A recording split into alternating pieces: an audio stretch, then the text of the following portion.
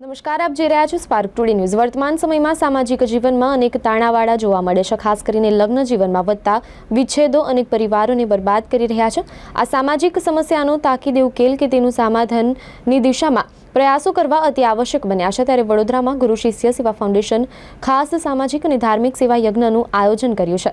આ સામાજિક સેવા યજ્ઞથી લગ્ન જીવનમાં વધતા ભંગાણને રોકવાની પણ એક નાનકડી કોશિશ કરવામાં આવી છે। સમા વિસ્તારમાં અયપ્પા મેદાનમાં ગુરુ શિષ્ય સેવા ફાઉન્ડેશનના ઉપક્રમે 108 યુગલના સમૂહ લગ્ન મહોત્સવનું ભવ્ય આયોજન કરવામાં આવ્યું છે। આ સમૂહ લગ્નમાં જોડાઈ નવજીવનની શરૂઆત કરનાર યુગલોના લગ્નની સાથે કર્યાવર પણ આપવામાં આવશે, તેમજ નવયુગલોના લગ્ન ટકી રહે તે માટે જે યુગલો લગ્ન 1000થી વધુ દિવસ સાથે રહેશે તેવા યુગલોને સંસ્થા અને આયોજક તરફથી 21,000ની એફડી કરી આપવામાં આવશે। સાથે જ અન્ય સરકારી લાભો તેઓને મળે તે દિશામાં પ્રયાસો કરવામાં આવશે।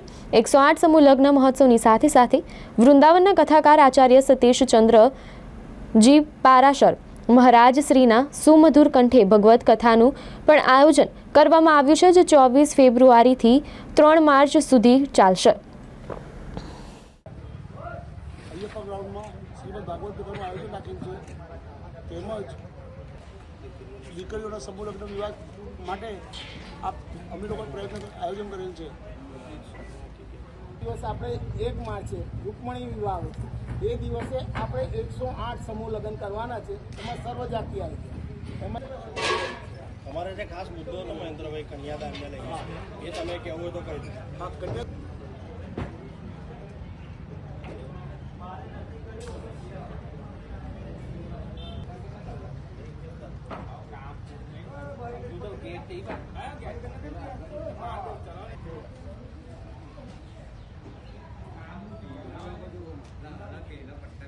જ્ઞાતિની બધી જ બેન દીકરીઓના એ લગ્ન કરવામાં આવશે। 24મી તારીખે વહેલી સવારે 8 વાગે અભિલાષા 4 રસ્તા ખાતે ઓમકારેશ્વર મહાદેવનું મંદિર આવેલું છે, કળશ મૂકી અને 4 થી 5 હજાર બધા ભક્તોની સાથે અભિલાષા 4 રસ્તાથી ચાણક્યપુરી અને ચાણક્યપુરીથી આપણે કથા સ્થળે સંપન્ન કરીશું।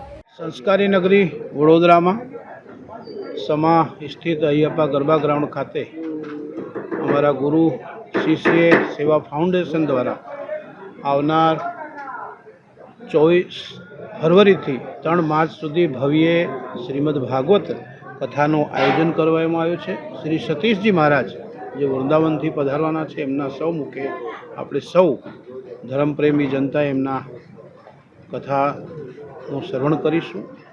એ સાથે સાથે રૂકમણી વિવાહના દિવસે એટલે કે 1 માર્ચના દિવસે 108 કન્યાઓનો સામૂહિક લગ્ન ઉત્સવનું આયોજન કરેલું છે। વિવિધ આપણા સનાતન ધર્મની બધી જ જ્ઞાતિઓની બહેન દીકરીઓનું ફાઉન્ડેશન દ્વારા સરસ એવું સુંદર આયોજન કરેલું છે। એમાં સંત મહાત્માઓ, વડોદરાના રાજકીય અગ્રણીઓ બધા જ આશીર્વાદ આપવા ઉપસ્થિત રહેવાના છે।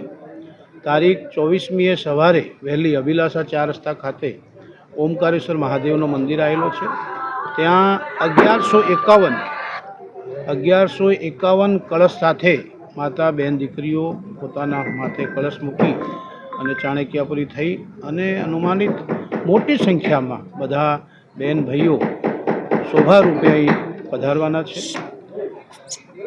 તો આપના માધ્યમથી સમા વિસ્તારના અને સમગ્ર વડોદરાના ધર્મપ્રેમી જનતાને આ કથામાં શ્રવણ કરવા પધારે એવી હું આપણા ફાઉન્ડેશન વતી ખૂબ ખૂબ એમને નિમંત્રણ પાઠવું છું। સાથે આ કાર્ય જે રીતે આગળ વધી રહ્યો છે તે રીતે બધી જ સમાજના અગ્રણીઓનો સહયોગ રહ્યો છે, બધા જ સંપ્રદાયોનો રહ્યો છે, આપણા મીડિયા મિત્રોનો પણ ખૂબ એમાં માર્ગદર્શન રહ્યું છે।